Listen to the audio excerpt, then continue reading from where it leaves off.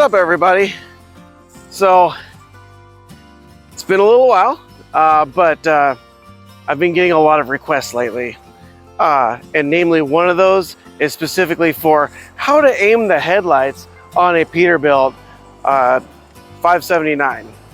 Now, it's important to remember too that Peterbilt was made by Paccar, so this might actually work for a lot of Kenworths also.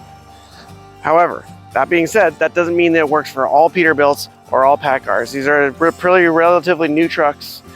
This specific one is a 2023, so still pretty new. It's not going to work for some of the older models. But that being said, if your headlights look very similar to this, and if the back of the headlight looks very similar to what I'm about to show you, then this might just work for you. Let's go take a look. So, as with most vehicles, or at least every vehicle I've ever encountered, the adjustment screw for the headlights on this particular truck is behind the headlight. Let's open up the hood and get a better look at it.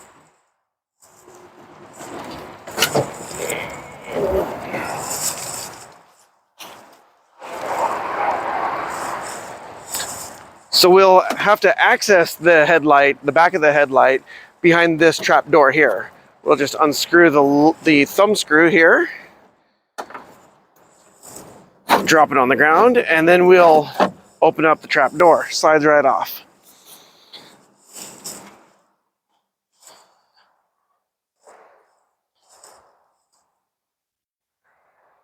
Now, as you see, inside we have the trap door that houses the headlight bulb itself, and then back down here we have the high beam bulb.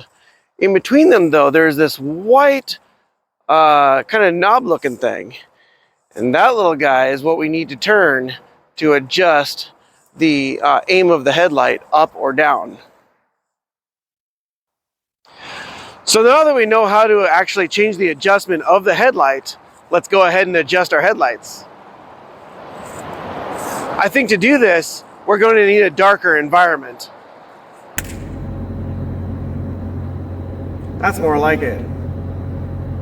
Let's get started.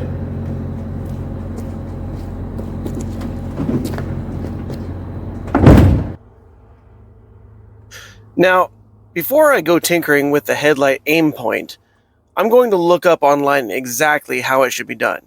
After all, I don't want to get this wrong. If I aim the lights too low, I will be robbing myself of precious distance vision at night.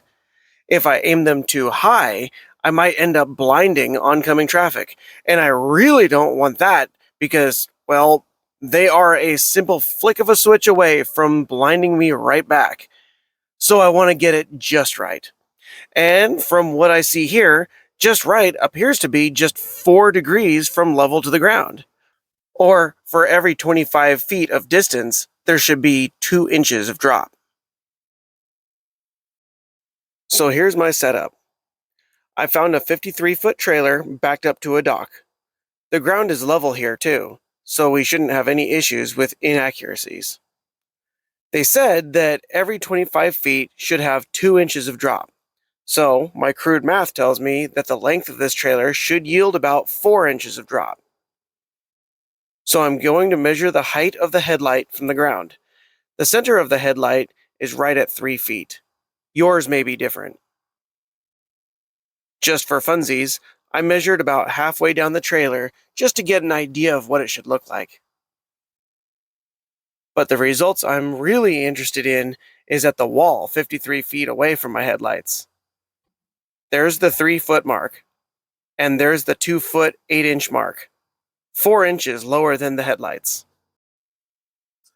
Now, the benefit of doing this procedure along the side of a trailer is that you can easily see the beam of light is way too high. And when you adjust the knob, you can see instantly if you're adjusting it in the correct direction.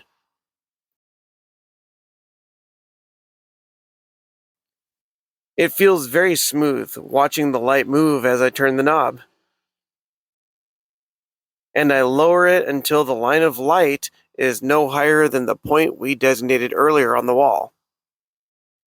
If you don't have a wall or a trailer or a measuring tape, another idea is to point your truck at another similar model truck. The top of the beam should be no higher than the other truck's headlights. So there you have it. I know that a lot of online sources make it sound like aiming your headlights is a really complicated task, but it's actually really quite easy. Just a little knob inside there, especially with this particular system that Paccar has invented for us. Very easy to get done. Just point it at a wall, aim it right, make sure that you're the one who's squared away when you get on the road. Hey, thank you very much for watching, and I hope to see you in the next one.